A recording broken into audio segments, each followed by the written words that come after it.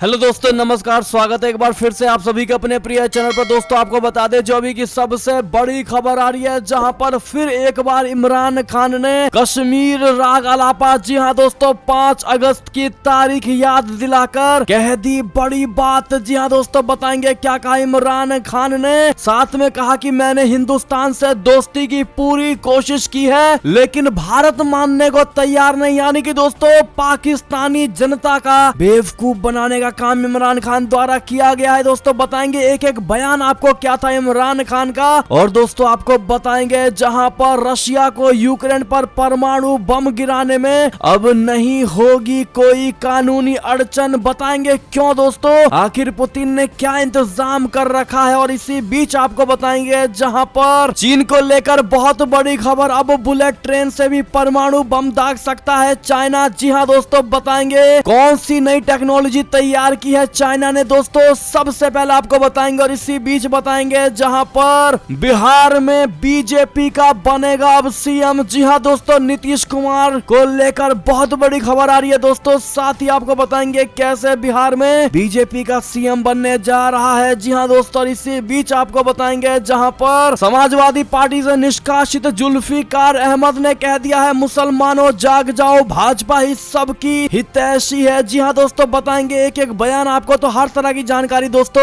हम आपको देने वाले हैं, तो आराम से बने रहिएगा वीडियो के अंत तक। और अभी खबरों में आगे बढ़ने से पहले हमेशा की तरह मानते हैं कि मोदी जी हैं तो हर चीज संभव है। भारतीय सेना है तो अपना देश गर्व से जी रहा है दोस्तों, और आपको भी भारतीय होने पर शान है। और मानते हैं कि भारत देश नंबर 1 देश और भारत की विदेश नीति सबसे बेस्ट है। तो इस वीडियो को भी कर दीजिए लाइक, चैनल को कर दीजिए सब्सक्राइब, बेल आइकन दबाइए, साथ ही कमेंट बॉक्स में लिख दीजिएगा जय हिंद। जी हाँ दोस्तों, तो चलते हैं पहली और सबसे बड़ी खबर की तरफ, जहां इमरान खान ने फिर अलापा कश्मीर राग 5 अगस्त की तारीख याद दिलाकर कही ये बात। जी हां दोस्तों, पाकिस्तान के प्रधानमंत्री इमरान खान ने देश के संबोधन के दौरान फिर से कश्मीर का राग अलापा है दोस्तों। उन्होंने कहा है कि हमारी फॉरेन पॉलिसी किसी के खिलाफ नहीं थी। मैंने पहली बार भारत के खिलाफ तब बोला जब भारत ने कश्मीर में अंतरराष्ट्रीय कानून को 5 अगस्त 2019 को तोड़ा। उन्होंने कहा कि कश्मीर को लेकर भारत से मतभेद हैं। 370 हटने से पहले तक मैंने कभी भी भारत के खिलाफ नहीं बोला। इमरान खान ने कहा कि जब से मैंने सत्ता संभाली पहले ही दिन से मैंने ऐसी फॉरेन पॉलिसी बनाई जो पाकिस्तान के लोगों के लिए हो। पाकिस्तान के लोगों के लिए का मतलब है ये नहीं कि हम किसी और से दुश्मनी कर लें। जी हाँ दोस्तों, इमरान खान ने आरोप लगाया है कि छिप छिप कर नरेंद्र मोदी जी से नवाज शरीफ मिलते थे। उन्होंने एक किताब का हवाला देते हुए ये बातें कही है दोस्तों। इमरान खान ने कहा है कि अमेरिका को मुझसे दिक्कत है, दूसरे दलों या नेताओं से नहीं है। अमेरिका ने रिश्ते खत्म करने की धमकी दी है। इमरान खान ने कहा है कि बाहरी लोगों ने यहाँ के लोगों के साथ मिलकर हमारी सरकार को गिराने की साजिश रची। उन्होंने कहा कि रूस जाने का फैसला हमारे अकेले का नहीं था। मेरे रूस जाने से अमेरिका नाराज हो गया। मेरे हटते ही अमेरिका का गुस्सा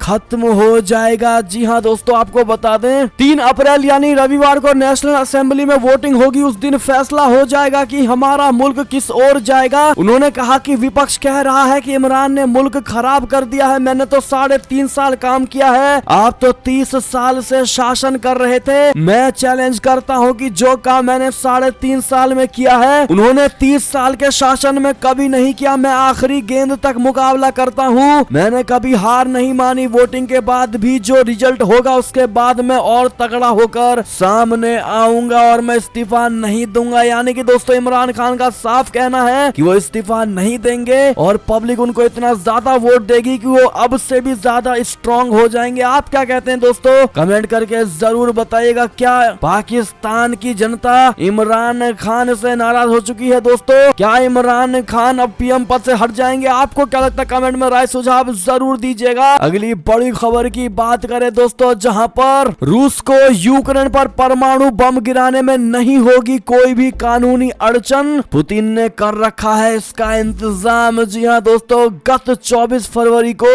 रूसी सेना के यूक्रेन में प्रवेश करने से पहले ही परमाणु जंग का संभावित खतरा बताया गया था। इस आक्रमण से कुछ दिन पहले रूस ने विशाल पैमाने पर अभ्यास किया था, जिसमें परमाणु हमले का जवाब देने वाले हथियारों को शामिल किया गया। फिर जैसे ही उनके के सैनिकों ने यूक्रेन में सीमा पार की। व्लादिमीर पुतिन ने नाटो और पश्चिम के लिए तत्काल एक धमकी जारी करते हुए कहा है कि अगर उन्होंने इस संघर्ष में हस्तक्षेप किया तो उन्हें इसका ऐसा नतीजा भुगतना पड़ेगा जैसा उन्होंने इतिहास में कभी नहीं देखा होगा। जी हाँ दोस्तों, कुछ ही दिन बाद 27 फरवरी को रूसी राष्ट्रपति ने घोषणा की है कि उन्होंने अपने देश के परमाणु बलों को विशेष युद्ध तत्परता की स्थिति में आने का आदेश दिया है, लेकिन परमाणु हथियारों के इस्तेमाल तक पहुंचने की रूस की धमकी में विश्वसनीयता का अभाव है। जी हाँ दोस्तों, साथ ही आपको बता दें जहां महंगे पेट्रोल डीजल से मिल सकती है बड़ी राहत, रूस ने भारी डिस्काउंट पर ऑफर किया है कच्चा तेल। जी हाँ दोस्तों, रूस और यूक्रेन के बीच जारी युद्ध के बीच अंतरराष्ट्रीय बाजार में कच्चे तेल की कीमतें काफी ऊपर पहुंच गई है, जिसके चलते देश में भी हर दिन तेल की कीमतों में इजाफा हो रहा है। इसी बीच रूस ने भारत को सस्ती दरों पर कच्चा तेल देने का ऑफर किया है। यही नहीं, रशिया ने भारत को कच्चे तेल बेचने के दौरान शिपिंग और बीमा खर्च की भी जिम्मेदारी खुद लेने का ऑफर दिया है। रूस की ओर से यह ऑफर युद्ध के चलते लगाए गए प्रतिबंधों के कारण दिया गया है। दोस्तों, ब्लूमबर्ग में प्रकाशित एक रिपोर्ट के मुताबिक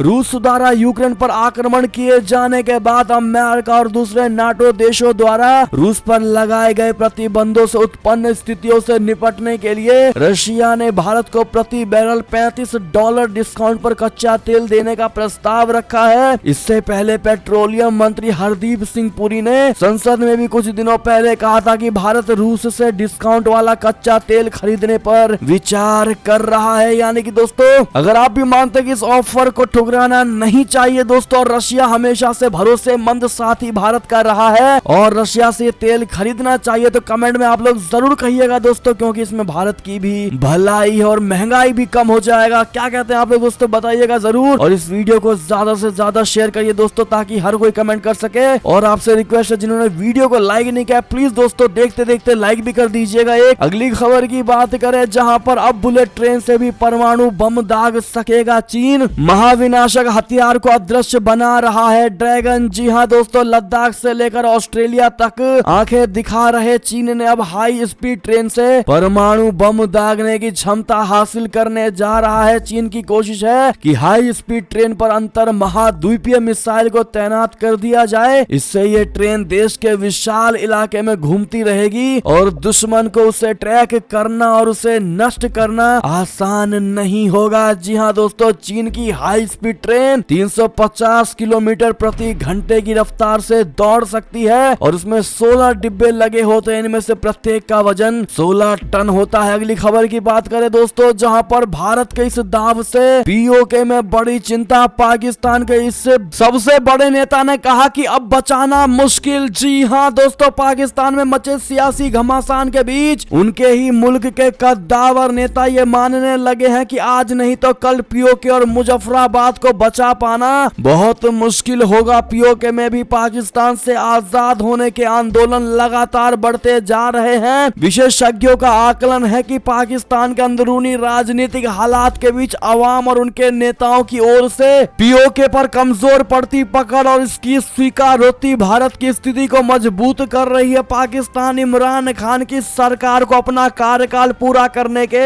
लाले पड़े हुए। इसी बीच पाकिस्तान के ही कद्दावर नेता बिलावल भुट्टो जरदारी ने इस बात को खुलकर स्वीकार किया है कि पाकिस्तान की कमजोर नीतियों के चलते ही मुजफ्फराबाद और पीओके को बचा पाना उनके लिए बड़ा मुश्किल हो रहा है। दरअसल बिलावल भुट्टो ने इससे पहले भी पाकिस्तान के कब्जे वाले कश्मीर को लेकर ऐसी ही बयानबाजी की थी। जी हाँ दोस्तों, ऐसे में आपको क्या लगता है दोस्तों, भारत कितने सालों में पीओके को अपने अंडर में ले लेगा? क्या कहते हैं दोस्तों, कितने टाइम बाद आपको लगता है? कमेंट में जरूर बताइएगा। और पीओके भारत का था, है और रहेगा, जरूर कहिएगा दोस्तों, और भारी मात्रा में कमेंट करिएगा। अगली खबर की बात करें, जहां पर यूक्रेन का बड़ा दावा, चेर्नोबिल संयंत्र छोड़ रहे हैं रूस के सैनिक रेडिएशन की वजह से बीमार पड़े हैं। आपको बता दें दोस्तों, यूक्रेन की परमाणु ऊर्जा संचालक कंपनी एनर्जो एटम ने कहा है कि रूस के सैनिक चेर्नोबिल परमाणु ऊर्जा संयंत्र को छोड़कर बेलारूस के साथ लगी यूक्रेन की सीमा की ओर बढ़ रहे हैं। कंपनी ने कहा कि रूसी सेना पास के शहर सलावुटिक को छोड़ने की भी तैयारी कर रही है, जहां परमाणु ऊर्जा संयंत्र के कर्मचारी रहते हैं। एनर्जो एटम के अनुसार इस बात की पुष्टि हुई है कि रूसी सैनिकों ने चेरनोबिल संयंत्र के आसपास के 10 किलोमीटर वर्ग क्षेत्र में रेड फॉरेस्ट इलाके में खाइयां खोदी थी। उन्हें विकिरण का भी सामना करना पड़ा था, जिसके कारण वो बीमार पड़ने लगे। इसके बाद संयंत्र को छोड़ने का फैसला ले लिया। अगली खबर की बात करें, जहां स्वीडन की सीमा में घुसे रूस के परमाणु बम से लैस फाइटर जेट,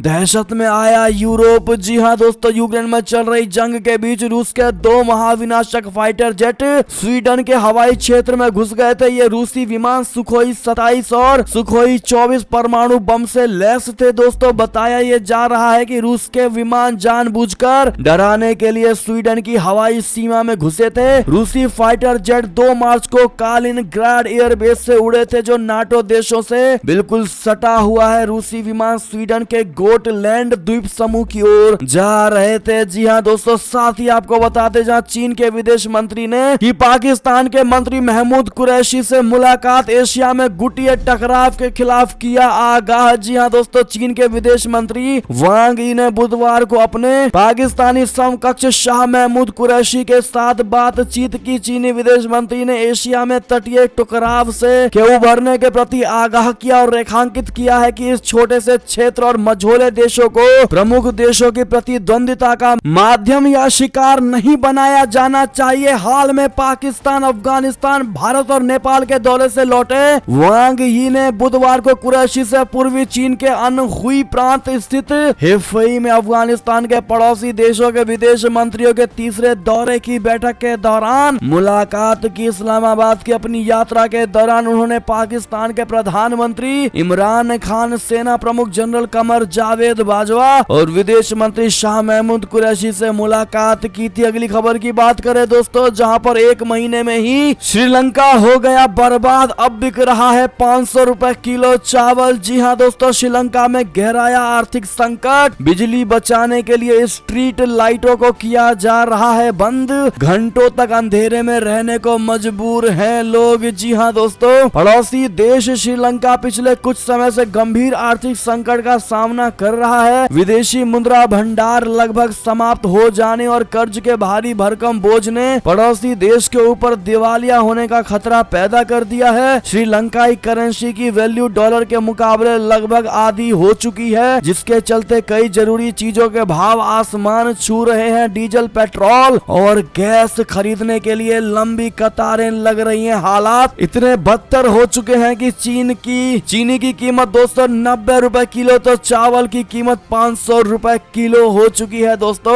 सरकारी आंकड़ों के अनुसार अभी श्रीलंका में महंगाई की दर 17% को भी पार कर चुकी है। जी हाँ दोस्तों, आपको बताते आलम यह है कि देश में बिजली बचाने के लिए स्ट्रीट लाइटों को बंद करना पड़ रहा है। दोस्तों, एक मंत्री ने गुरुवार को इसकी बड़ी जानकारी दी है। श्रीलंका इन दिनों बहुत ज्यादा खराब स्थिति से गुजर रहा है दोस्तों, और इसी वजह से बड़े पैमाने पर बिजली की कटौती हो रही है और शेयर बाजार में निराशा का माहौल है। जी हाँ दोस्तों, श्रीलंका में खाने की कीमतें भी रिकॉर्ड स्तर पर पहुंच गई है। ऐसे में दोस्तों, भारत ने मदद का हाथ तो बढ़ाया है, लेकिन जब देश खुद नहीं चाहता ठीक होना दोस्तों, तो दूसरा कितना भी मदद कर दे नहीं ठीक हो सकता। आप क्या मानते हैं दोस्तों, श्रीलंका के गर्त में जाने के पीछे सबसे बड़ा कारण क्या मानते हैं दोस्तों? कमेंट में जरूर बताइएगा। देखते हैं क्या कहती है भारत की जनता। साथ ही दोस्तों, अगली खबर की बात करें, जहां पर गैस खरीदारों से सिर्फ रूबल में पेमेंट लेगा रशिया, 1 अप्रैल से आदेश प्रभावी, पुतिन ने लगाई मुहर। जी हाँ दोस्तों, रूस के गैर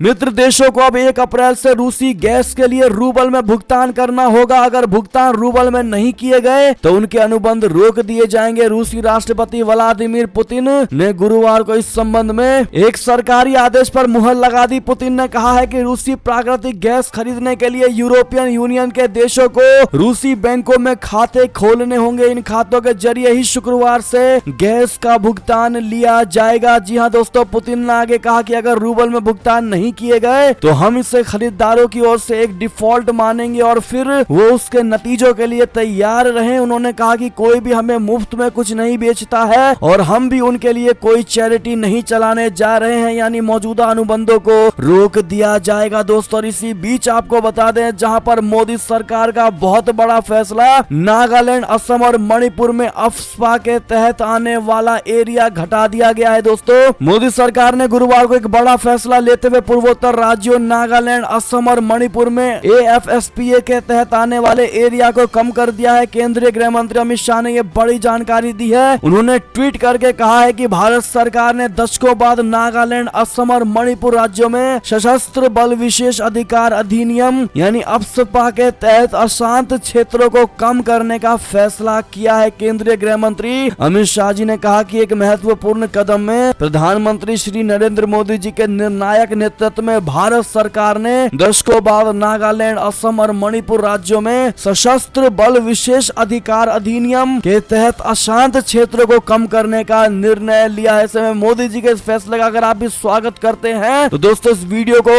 व्हाट्सएप, फेसबुक, ट्विटर पर जरूर शेयर करिएगा अगर आप भी मोदी जी के फैसले का समर्थन हमेशा से करते आए हैं। और अगली खबर की बात करें दोस्तों, जहां पर तालिबान सरकार को मान्यता देने की कोशिश कर रहा है। चीन $3 ट्रिलियन की खनिज संपदा पर है ड्रैगन की नजर। जी हां दोस्तों, चीन अफगानिस्तान में तालिबान के नेतृत्व वाली सरकार को मान्यता देने की जल्दी में है। ऐसा प्रतीत होता है कि चीन युद्धग्रस्त देश के खनिजों पर नजर गड़ाए हुए है। अफगानिस्तान के पास बड़ी मात्रा में खनिज संपदा है और $3 ट्रिलियन अमेरिकी डॉलर की धरती पर पाई जाने वाली दुर्लभ सामग्री है। जी हाँ दोस्तों, साथ ही आपको बता दें इमरान खान के आरोपों पर आई अमेरिका की सफाई, कहा ये बेबुनियाद बातें हैं। जी हाँ दोस्तों, पाकिस्तान में चल रही उथल पुथल के बीच अमेरिका का बड़ा बयान आया है। यूएस की तरफ से साफ कहा गया है कि पाकिस्तान में इमरान खान के खिलाफ लाए गए अविश्वास प्रस्ताव में उनका कोई रोल नहीं है, यानी अमेरिका का कोई रोल नहीं है। आपको बता दें कि पाकिस्तान के पीएम इमरान खान ने खुद ये आरोप लगाया था कि उनके खिलाफ विदेशी ताकत यानी अमेरिका साजिश रच रहा है और विपक्ष द्वारा लाया गया अविश्वास प्रस्ताव भी उसका ही एक हिस्सा है। जी हाँ दोस्तों,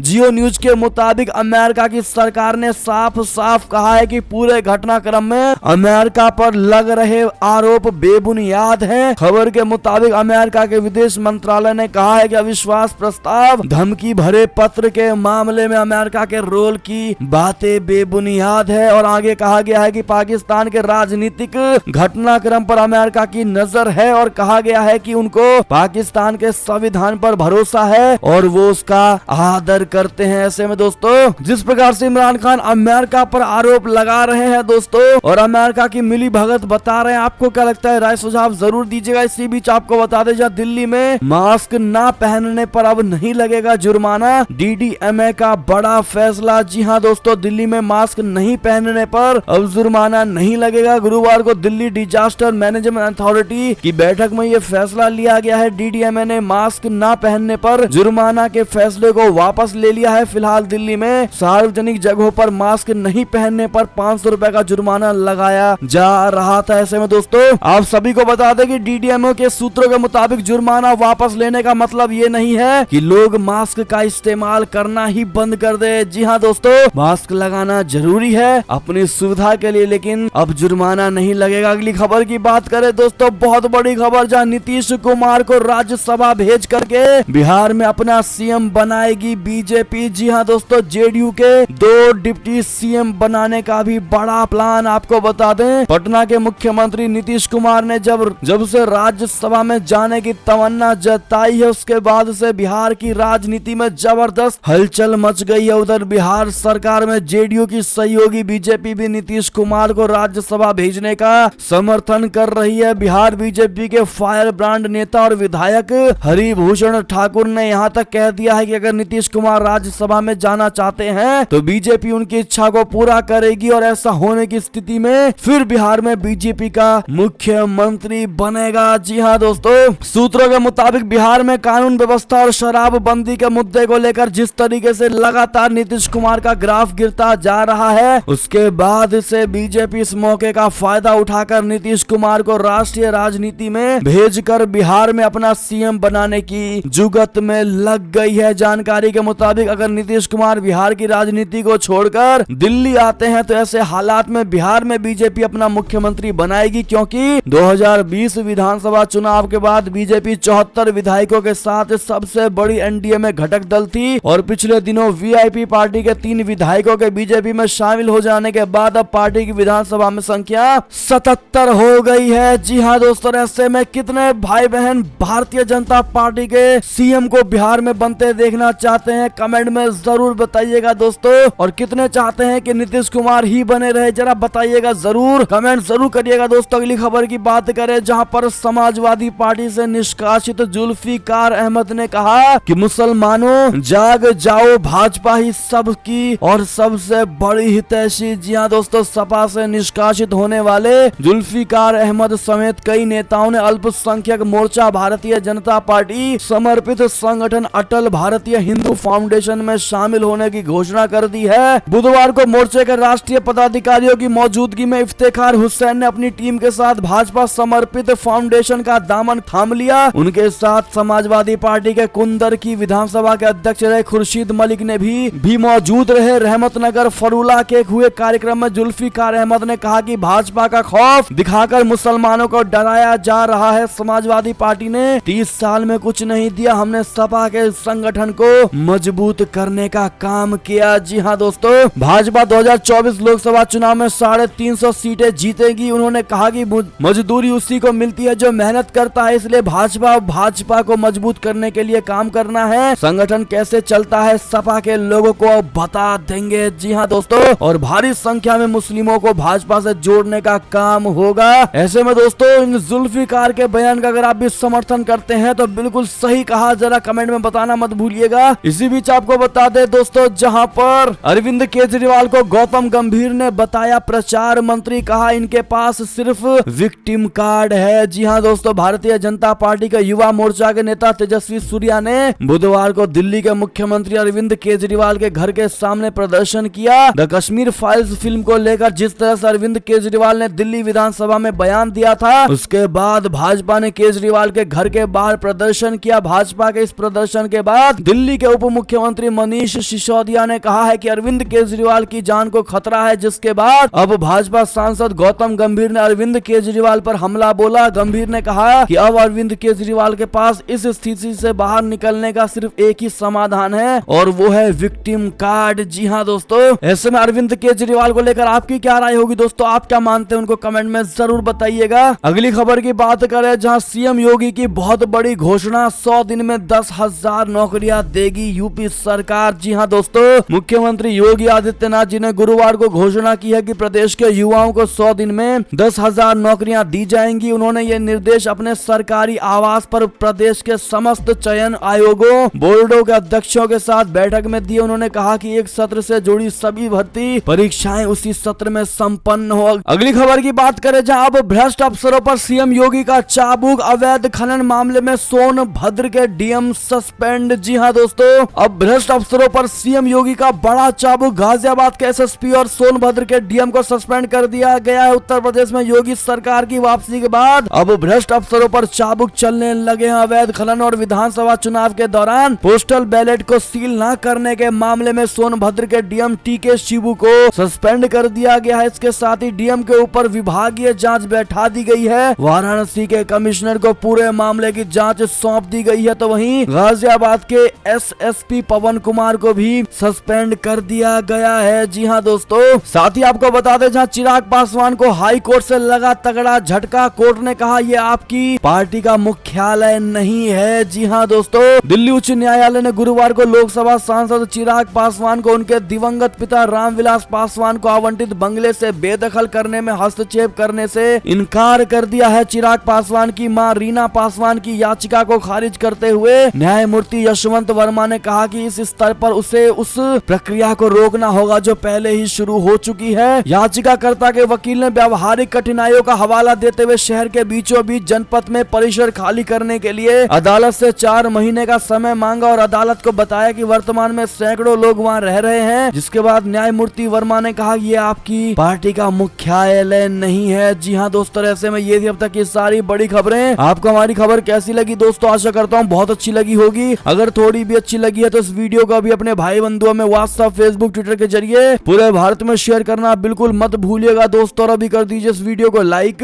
चैनल को कर दीजिए सब्सक्राइब, बेल आइकन दबाइए, साथ ही कमेंट बॉक्स में लिख दीजिएगा जय हिंद जय भारत। तो मिलते हैं आप अगली बड़ी खबर में, तब तक अपना ख्याल रखिएगा दोस्तों। आप सभी का बहुत बहुत धन्यवाद साथ देने के लिए, साथ बने रहने के लिए। और खबरों का सिलसिला लगातार हमारे चैनल पर जारी है, तो अपडेट रहना बिल्कुल मत भूलिएगा। अगली खबर का इंतजार करिएगा। हम मिलते हैं आपसे अगली खबर में। तब तक के लिए जय हिंद, जय भारत, जय श्री राम, वंदे मातरम, हर हर महादेव।